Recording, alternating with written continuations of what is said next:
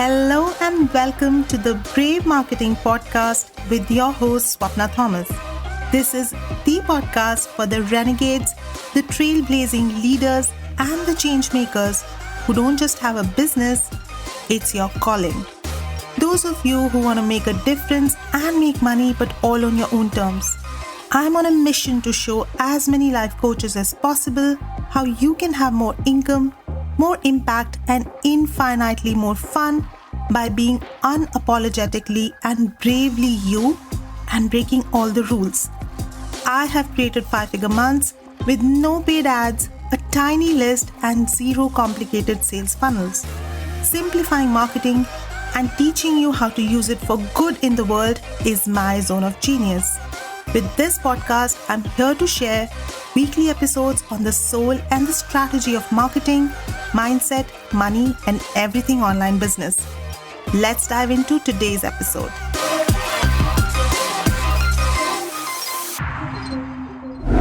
Welcome to a brand new episode of Brave Marketing. And I'm always excited about my guests, but today I'm a little bit more excited because I'm speaking to someone whose work has really not just inspired me, but it makes me really excited because of everything that she shows in her marketing and the way she stands up for her message.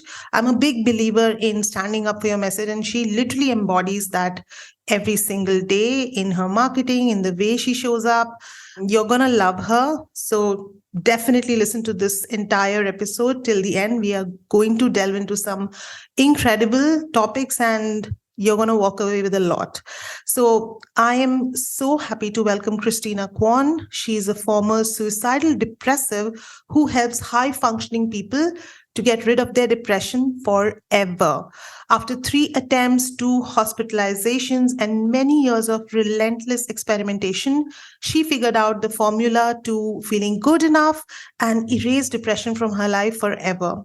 After saying goodbye to her corporate career in 2019, she began a lifelong commitment to changing our world's conversation around mental health, and specifically how we talk about those who are working on improving it. It is possible to make a full recovery from the hopelessness that drags people down for entire lifetimes, and she's the living proof. And she's on a mission to help as many people discover the same freedom for themselves. Welcome, Christina. I'm so excited to have you on the podcast. Thank you so much, Swapna. That was such a great introduction. Thank you. I ask all my guests, what's the bravest thing that you have done? And you mentioned that coming out into the coaching arena as someone who coaches on depression was super brave. And you're grateful to your 2020 self who was so afraid of the judgment, of the challenges, of everything. And you still decided to do it anyway. And on your website, I saw this line, which it's so amazing. And it says that being badass doesn't mean you don't feel anything.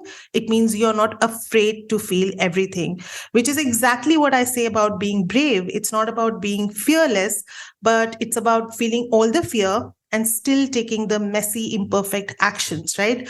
So from being depressed and suicidal to becoming a depression coach must have taken feeling everything and feeling the fear and doing it anyway. So please give us a glimpse of that journey, what that looked like for you. Yeah, no, thank you so much for asking this question. When I think about, my journey into coaching, presenting myself as a depression coach, and we're on the Brave Marketing podcast, it's very fitting because at the time, I will say when I made the announcement, it was sort of this coming out. I realized that all I wanted to talk about was depression and that it is possible to make a full recovery because I was discovering that I wasn't experiencing the same level of hopelessness or the same level of disparagement of myself for a while at that point. And so I would say, I set out not knowing that I had, quote unquote, cured myself of depression. I set out knowing that I was on to something. And that was really scary because, we live in a world that really values proof, really values whether that's social proof or scientific proof, all of that. So it was very scary to think about, I'm going to step out into the world saying these words that, on some level, the world has issue with, right? As you said, like part of being able to do something that feels audacious, that feels like you said, that you're completely fearless. The bravery comes from knowing that you're going to feel all sorts of things, mostly negative, before you step out into the world presenting the thing that you most believe in. So that was really a big part of the journey to announcing myself as a depression coach in the world. And I want to offer as well, part of what made that possible, though, like my own relationship with feelings, generally speaking, definitely have to do with my experience with depression.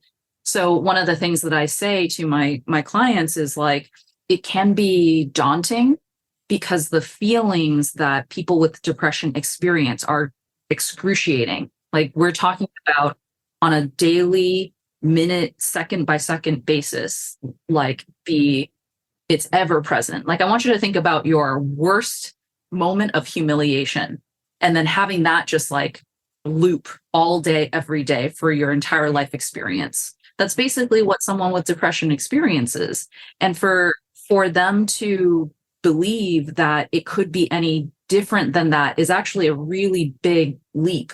So one of the things that I say to them is like, you've already experienced the very worst of all of the feelings that you can have in the world. So like humiliation, embarrassment, shame, all of those things. And even though, yes, it is not, being able to bear those feelings doesn't make it okay. It doesn't make it any easier. But the fact that you are able to, that you have that experience is exactly the thing that gives you the ability to do the brave thing, feeling all of those things and daring to live a life that other people say that you can't.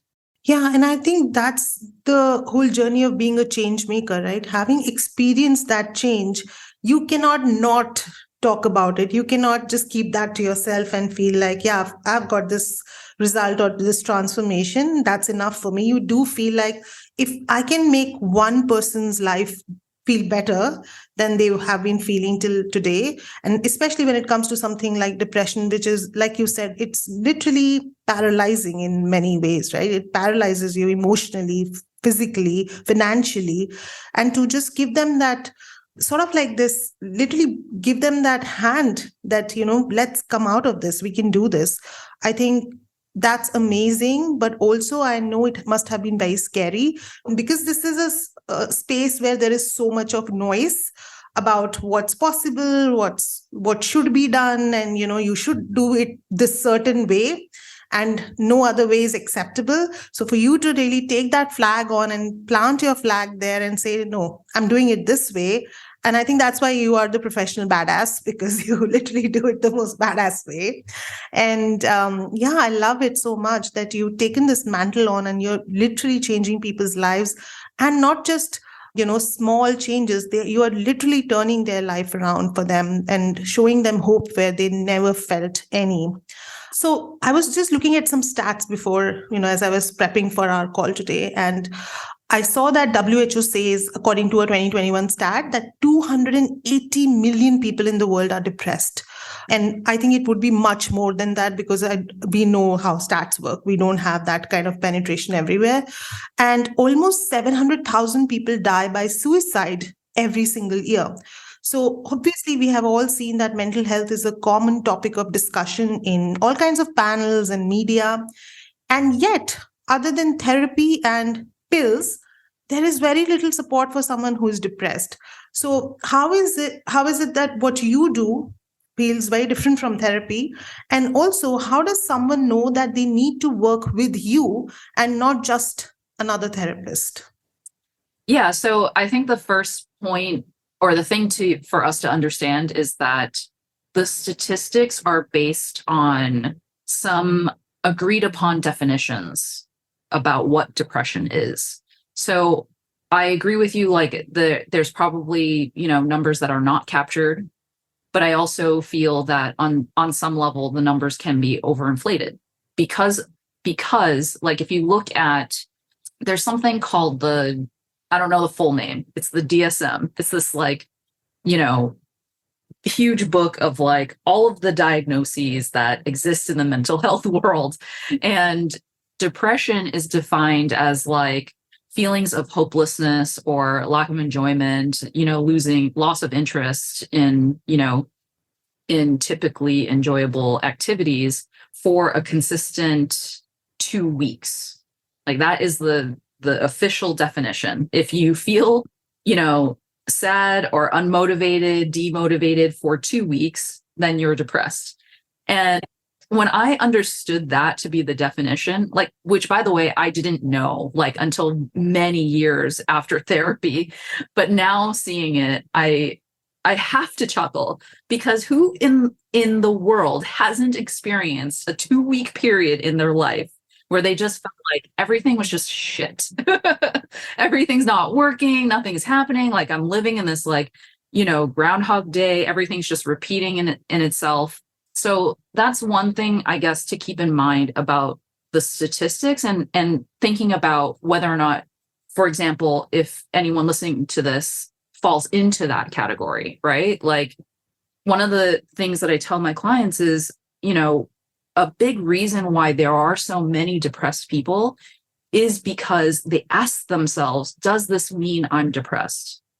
And you think about like the foundation for questions, the reason why we ask questions is because we're trying to solve something. We're trying to find the answer to something. And so the problem is embedded in the question. If you ask yourself, am I depressed? Maybe I'm depressed. I think I'm depressed. Maybe I should look into whether or not I'm depressed. Then you will find yourself fitting into all of these labels and categories around being depressed. And then, you know, 2 weeks go by, you fit the category, and now you've basically stepped into this reality where potentially you have no way out.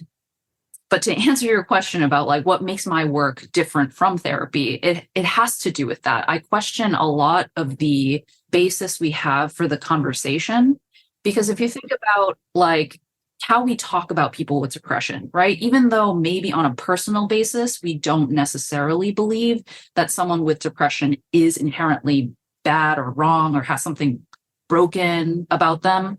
Like systemically, from a global perspective, we don't talk about people with depression like we talk about people with cancer or some other kind of terminal disease. But it's literally the same thing.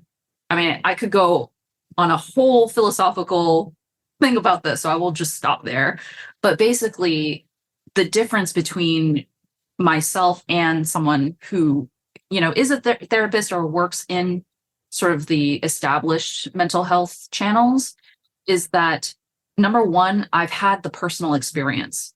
I can't tell you how many therapists I've had that like they've worked with a lot of depressed people. This is true. Like I think especially if you work with someone who has been has been doing their work for, you know, decades, they can recognize the symptoms, they know what it's like, they can have that conversation and not be put off by it. But most therapists don't have the personal experience. Part of the definition of depression that's built into the way we talk about it is like I said, once you have it, you can't get rid of it. So because I have a history of depression, there's this sort of expectation that, well, you know, Christina, you can't really say that it's gone forever because you've had it. And so it could come back. And that's the other thing that gets people into trouble is that societally, we have accepted that depression comes back. And that, I guess, would be the number two reason why I'm different. It might sound flippant, but I refuse to accept that as the narrative, because part of what kept me depressed for so long is the story that there is no cure, there's no ability to recover. Some clients who have worked with me, you know, in the beginning of my coaching career, I was not a depression coach. So some clients who have worked with me in the beginning, when they found out I came out as a depression coach in 2020, when they found out that I had this history, said to me like, wow, I did not know, first of all. And then in working with me, I forget that that was your experience, because I don't present as somebody who has ever been depressed before. Why is that? Because I truly believe and feel and have the experience of someone who has a different life after depression. I mean, and it was hard. Like, it took me over 10 years. I think before, around the turning point, this was before I became a coach. It had already been 12 something years in therapy. And I'm saying I was depressed starting at the age of 14, right? So it took a while for this like attitude of mine to really kick in. But that is what I attribute to the shift, is that I started to look at and question whether or not it had to be true. Does it have to be true? There were a lot of different things that kind of contributed to it, but that is the number one thing. If you are just done, believing what everyone else is saying about you, like you have depression, so sad for you. I guess you're going to be on medication for the rest of your life and in therapy, and everyone's just going to feel sorry for you for the rest of your life. If you're done with that, you're just like, no, there has to be another way. And I also, being depressed really sucks and it's hard. I need the support of someone who's been there. That's what's going to make it like the perfect union for us to work together. I love that clarity, that you just know who is the right person to call into your world. But also, I'm really impressed by the way you are challenging the status quo. And I think that is how real change begins, right? If we keep accepting the mainstream narrative of everything that we are told, and especially when it has the label of science on it, right? It's so easy for us to never question it. But when I look at a lot of things that have been made mainstream, especially when it comes to our food, for a long time, we were told in India, because I have that cultural sort of context as well, we were told that ghee is bad for your health. It causes cholesterol. And then coconut oil is bad for your health. And that's what we have all been eating forever. And now they have more data coming in and they say, no, it's good for your health. It's actually the best thing for your health, right? So taking everything as a fact and never challenging it and just going with the same narrative and saying, yeah, I'm depressed, so then I am just destined for this life of popping pills and going into therapy and never ever questioning that. I think that's not what anyone would want for themselves. So because this is a marketing podcast and I am quite obsessed with marketing, and one of the reasons I love having guests like you who are not business coaches and who have a very fresh take on marketing, because you are working with people who are all not running businesses, and some of them might have their own businesses, but that's not your focus. So you have a very refreshing take on marketing, and I love sharing that with my community. So I want to talk about what marketing something like depression takes, because there is an inherent baggage that comes with that, right? And there are many topics like depression that feel hard to market. So for anyone who is working with a field which feels kind of like taboo or kind of feels very heavy to talk about, what kind of inner work has it taken for you to become so bold in your messaging, and also talk about even heavy stuff like suicide ideation and sharing your own story and being so vulnerable about it? And do you ever get any pushback? And if you do, how do you deal with that? I know that's like a long question, and I'll keep reminding you if you need to, the parts of it. Okay, so what was the inner work that was involved? Oh my gosh. I mean, first of all, for me to be a suicide survivor, like there was all of this like work that had to be done before I could even get to the point where I felt strong enough to be able to, like you said, plant my flag and say, this is what I'm going to do. But let's just say we'll start there from the moment I came out into the world as a depression coach, like, because that's not where it stopped, right? Like I might have felt brave enough to say to the world, this is what I'm going to do. But it was still really scary for at least a year of doing that. And I waffled a lot. There was a lot of like, do I really want to do this? Like, it's really hard and it's scary, especially because to do this means that very often I feel alone. Like very often I feel like I'm the only one that's speaking against the grain or going against the grain. And, a lot of the times it's especially because, I don't have a huge audience, and I'm not a high profile person. I'm not getting a whole lot of attention. Sometimes it's easier just to think like, I can just erase everything that's online and pretend that this was just, a bad idea. But the inner work that was required, what came back to like my own conviction.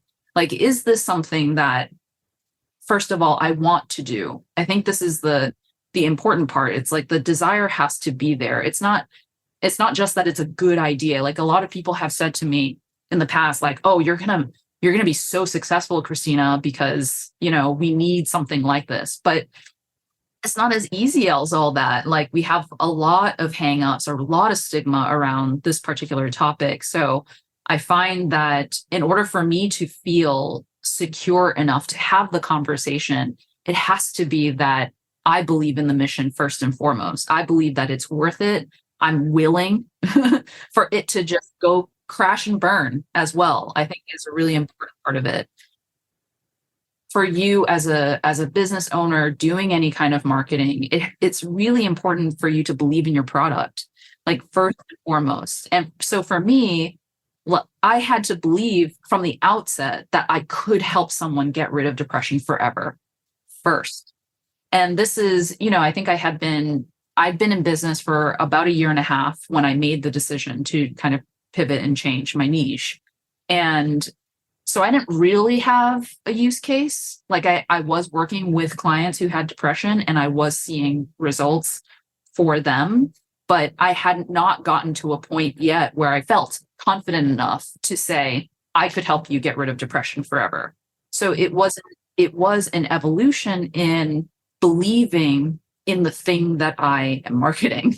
So I feel like that is the most important ingredient. Yeah. Can I just like segue into that a little bit as well? Because that was going to be my next question, which was, I saw this phrase on your website, like get rid of depression forever, really highlighting that. And by the way, I have a full crush on your website. The visuals, the copy, it's all so good. Literally amazing. It's chef's kiss. Thank you. I feel this is something that most coaches struggle with. They underplay their results.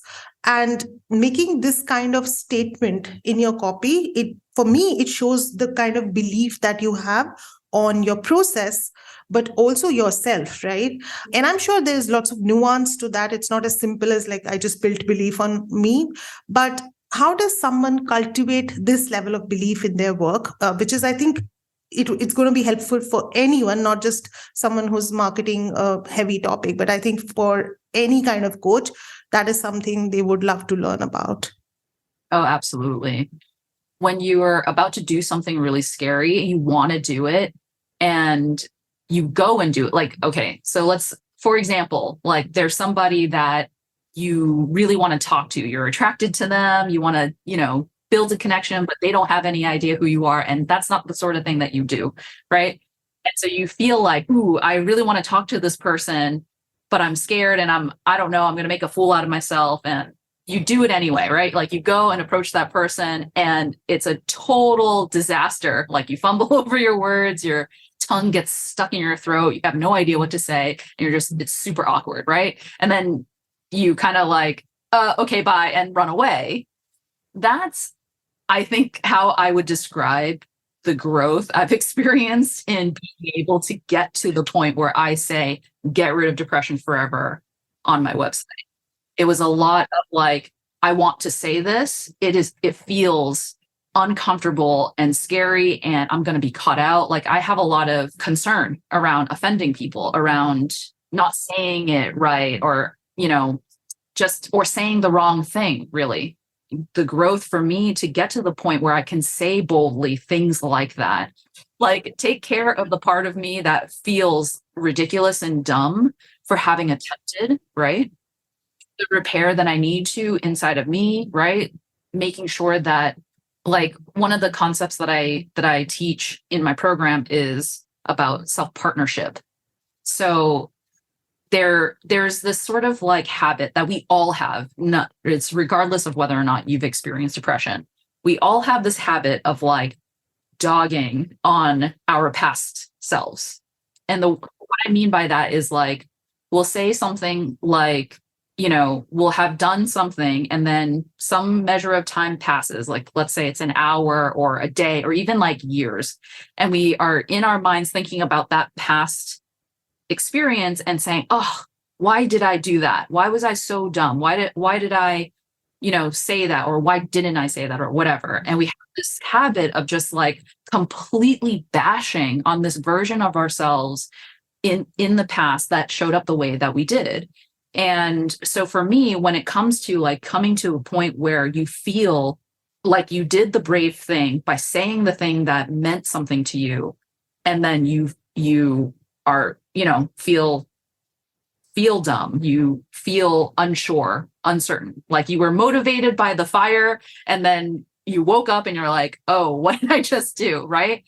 It is a process of repair. It's a process of partnership. Like you can't say about yourself that dared to say the thing, you were dumb for saying the thing, because that version of you in that moment felt conviction, felt strongly about needing to say this, needing to share this. And then for you, like later on to say that you were dumb for doing it, that's just basically the common term is that's beating yourself up. But the concept of like partnership is the thing that really helps me in terms of being able to do that repair, being able to feel strong enough again to do it again, because that's actually the process of any skill that you build, including feeling brave enough to say the thing that you want to say to the point where you are so bold as to make a bold claim like, I can help you get rid of depression forever. Yeah. So what I'm hearing you say is that when you keep waiting for the confidence to be there to take the action that you really want to take, you're going to wait a long time. So instead, the approach that you're going to take is to do the action and hide or whatever, just comfort yourself, work with your nervous system, be in self-partnership, remind yourself, why did I take that action in the first place? Why is it worth it? And then in that sort of self-dialogue, you sort of come to this place where okay, I am feeling more confident now. And to remind yourself that action is how I gain more and more confidence to be the version of be the person that I want to be. And I think that's something everyone needs to hear, and especially if they are in business and especially if they're putting themselves out there in their story. To come back to my previous question, do you ever get any pushback to your message, and how do you deal with that? In present moment, I hear much less like pushback or objection or people getting mad at me for the things that I say. And I think that's only because if the person who objects or is offended or mad about the message that I have to share now, they're probably not going to say anything to me because it's just been consistent. I've been saying it for a while now. I'm very upfront about it. I'm kind of in your face. And the thing is that I've also learned a lot in the last couple of years about how to talk about it in a way that I'm not necessarily trying to make anyone's feelings feel better, except for the folks that I'm trying to help. Yes. So in the beginning, I remember posting this thing. It was like a carousel, and I think I don't even know. I don't remember if I opened or I closed with "fuck reality, be delusional." But basically, my message was depression can be overcome and quickly, and I wanted that to be a thing, right? And I remember almost immediately, and I think this is going to happen to anyone, like a friend of mine who was connected to me on Facebook. Like I hadn't really talked to her in a while, but she felt compelled to reach out to me and tell me that what I was saying is dangerous. And it's moments like that that really taught me to and helped me to understand what is my goal, first of all, and what is it going to require of me to reach that goal. The conclusion to that conversation was, and this is somebody who has not, I wouldn't say she's never experienced depression before, but she probably hasn't experienced it to the point of suicidality. And that's just when I realized that everything that I had feared about sharing came true. So whether or not I share the message, that would be the reality. Like I would always feel, if I didn't say anything, I would always feel someone's going to be mad at me someone's going to say that I'm putting people in danger by telling them, by the way, that they can get rid of depression forever, which I find hilarious now, right? So often I do get pushback from the very people that I aim to help, right? And that's part of the reason why I am so bold and kind of out there with my message, because in my view, I've got to speak louder than the rest of the world and than their own internal thinking. I've got to speak louder than the voice that tells them there is no way. And that's part of the reason why, in some ways, I don't care anymore who I offend, because the only goal I have is to access the part of the person who's experiencing depression, the part of them that does not want to be depressed anymore. That's my only goal. I'm literally blown away by all of this. This is so good. And this is exactly what anyone who's working with any kind of topic, whether it is health, marriage, or even business, like they need to know, like these are the questions that you need to ask yourself when you are starting out, and that level of inner work. Why is this worth it? Do I have the conviction in my own message to make people mad and get really, really loud, so that those who really need it and those who are ready for it can hear me, right? And that is the point I really want to kind of highlight, is that, of course, even within the kind of people that you want to work with, there will be people who are just not ready for your message, and they will feel like, what are you talking about? Why are you talking about these things? These trigger me. I don't think you should be talking about these things. But then there will be those people who feel like you're the lighthouse that they have been waiting for, like in this, the complete fog, you are the beacon that they have been looking for, and they will be like, yeah, this is exactly what I want. So coming to that, like, this is my last question that I want to ask about this. Your client sometimes might not be actively looking for a depression coach, right? That's not something that is normally talked about. So how do you, in terms of strategy, get in front of people who need your help and make sure that something like this is available? So making them solution aware and product aware. What's like your sort of go-to strategies for that? Let's see if I understand your question, right? Like, do you mind asking me again the first part that you asked me? Yeah, because depression coach is not something, we as actively, someone is not writing that in Google, right? And where can I find a depression coach?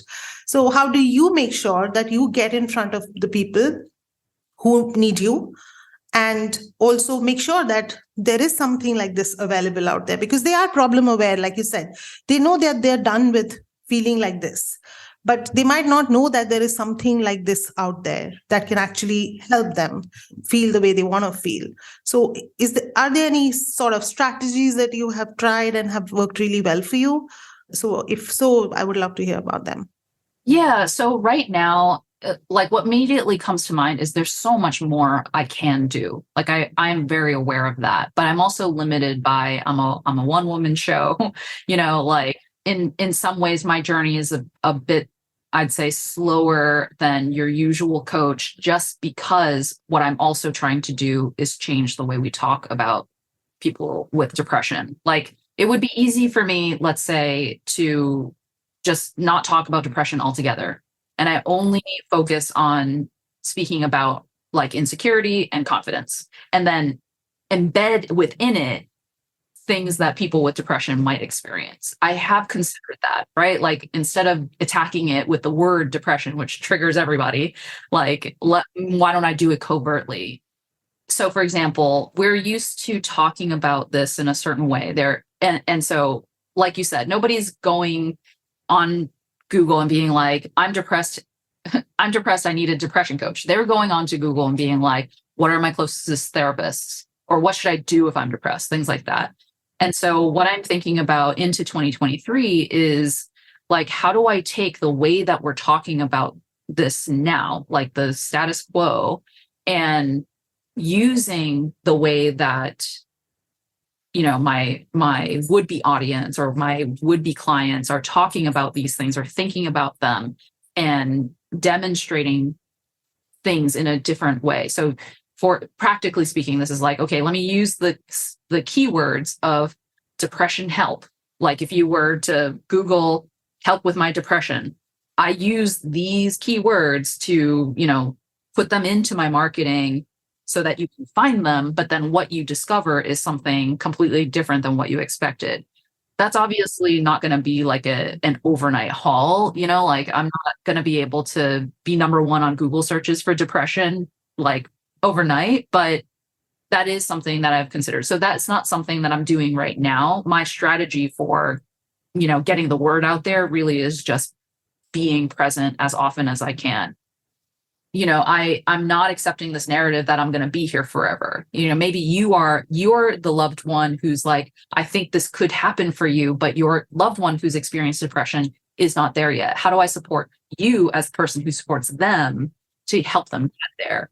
But that's like lots of macro. Yeah, but I think it Macro all stuff. boils down to just talking about it as much as you can and as loud as you can, and just having that consistency of message, right? That this is here, this is who I'm talking to, and this is what I'm doing for you. So I think over a period of time, like you said, it might be a slow burn, but eventually people will start identifying you with this whole different movement around mental health. And I think you will become the number one search on Google in a short period of time, for sure. So this has been amazing. I just want to ask one last question, which is, you mentioned that the weird thing about you was that you're a hoarder of books, which I don't think is very weird, because a lot of us are hoarder of books. But I think if you meet a fellow hoarder of book, the one question that you must ask them is, what are the 3 books that you feel that everyone should read? Okay, so that's hard because you're limiting me to 3. So I guess without really like going into and analyzing why these might be the 3, these are the ones that are kind of coming to mind for me. Number 1, a book that I found very influential. My thinking behind this question is like books that I would recommend to my audience, like basically people who are trying to think about how can they get rid of depression forever, if they don't want to hire me, for example. One of the books that was very influential in this sort of pivot was this book by Dr. Martin Seligman. It's called Learned Optimism. And it is a fantastic book. Like, actually, if you're interested at all in the human mind, the ability for the being to change, even despite, the realistic circumstances, it's a great book. I mean, it's heavy on the research. I'm into books like that. So if you don't like reading about statistics, if you don't like reading about the details of how a research project was set up, it's probably not for you. But it's a really great book about that. I would say anything by Brené Brown is really fantastic. So one of the first books that I read by her was, I thought it was just me, but it isn't. It's actually not her best book at all. Like her best book. Yeah, I haven't really heard people talk about that book a lot. Yeah, I mean, I think it was one of her first ones. It was like early on her shame research career. Certainly, like, I think the one she's famous for, or one of the ones she's famous for, is like Daring Greatly. It was a really great read as well. But I thought it was just me, but it isn't, was like something that gave me a bit of permission, and it gave me some insight into the behaviors that I thought were just normal. Every person does this, but was really bound by certain experiences that I had in my childhood and in my upbringing that had me, it might kind of like led me down this like other path that led to other things, which is why I mentioned that.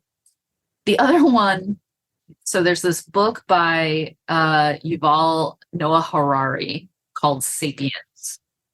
And this is because, so I really, I'm a philosopher at heart. I like to think about the big picture. I like to think about, like, I consider myself one, or as part of the timeline of humanity. So Sapiens is a book about basically early humanoids, early humans, or like, when Neanderthals evolved into humans or Homo sapiens.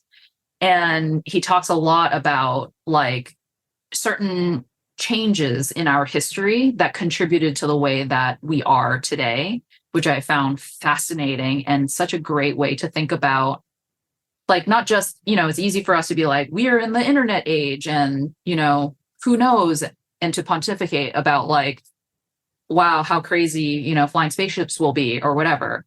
But reading that book actually made me think very deeply about what is my role in the evolution of our humanity. Like, what is the contribution I want to make? Even though, I'm not saying I want to be the one that ends up in, Yuval Harari's book in, 100 years or whatever, but it's more so like, what is the world that I want to contribute to? That's what looking at ancient civilization actually helps me to do. So those are the three. I love them, all of them. I think each one of them is a unique perspective in its own.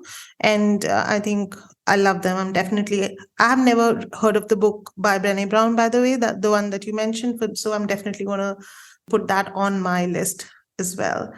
So this has been amazing. It's full of gold nuggets. I think anyone listening to this would definitely should be taking notes if they're not already doing that. And I think you are such an amazing embodiment of what standing up for your message means, and for just being really, focused in helping those who are ready for you right now, and creating that change at fundamental level, and everything that entails, all the inner work, all the self-partnership that you have talked about, which I think everyone should take on board. So I'm so grateful that you came on the podcast today and talked to us about all of these amazing things. Where can people find more about you, and what's going on in your world right now that if they want to work with you, they can take part in that? Yeah, thank you. So you can find me on my website, theprofessionalbadass.com. I'm also on Instagram, The Professional Badass LLC. So apparently there are a lot of people who name themselves The Professional Badass. I am not original in that respect. So everywhere on social, so Instagram, Facebook, and LinkedIn, you should be able to find me as The Professional Badass LLC. Right now, I am just about to start writing a book, right? Like part of the changing the course of our conversation, I think is also, like I said, some things our society feels is necessary to add legitimacy, quote unquote, into the message or into whatever you have to say. And so, fine, I'm going to play that game. I just also happen to love to write too, so it's not as big of a deal. I am taking one-to-one clients at this point. I have a very limited capacity. I think this, Swapna, but working with such high emotional, just such high stakes in this particular world, it can take a lot of energy. And so I have very limited one-to-one spots, but I have a membership platform that I don't necessarily market a lot, but it is a membership platform where folks can get monthly group coaching with me and my clients. And it has an amazing name as well, the Badass Arsenal, which I love. Yes, the Badass Arsenal. Lots of tools in there. I also do like one-off VIP sessions. I also sell single sessions, although I don't necessarily recommend that especially if you are experiencing depression. So lots of different ways to work with me. But honestly, I would be so overjoyed if anyone who heard this just wanted to connect. Totally open to that. And so hit me up. And we'll have all of those links in the show description. So definitely connect with Christina there. So once again, Christina, thank you so much for coming on the pod today and talking about all of these things, which I, again, feel like people should be taking notes and they should be using these things in their business and their marketing, because you walked the talk, right? And you've shown exactly how to do these things. So yeah, thank you. Thank you so much. That's the episode for today. Thank you so much for listening to this episode. I am thrilled to have you as part of the Brave marketing community.